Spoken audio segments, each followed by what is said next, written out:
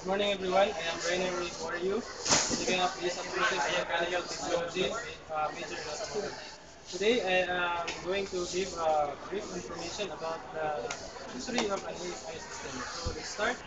After in the 1960s, the carburetor was used in most standard delivery systems. However, in 1971, Toyota developed an HEFI system which delivers fuel into the engine uh, by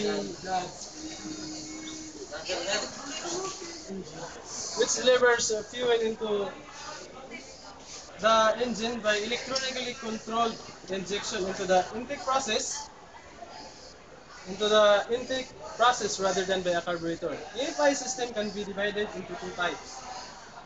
Depending on the differences in the method used to determine the injection volume, the fuel injected. The one type is an analog type which controls fuel injection, uh, which controls fuel volume, fuel injection volume, based on the time required for a capacitor to recharge and discharge. The other one is the microcomputer.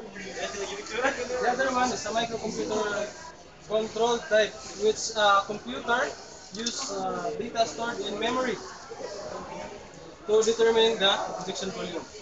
The analog type was first, the analog circuit type was the first type used in Toyota in its AFI system. The microcomputer control type AFI system used in Toyota vehicle is called TCCS, or Toyota Computer Controlled System. That's why. Which not only control the injection volume but also includes the ECA, or Electronic Spark Advance, which controls the ignition timing.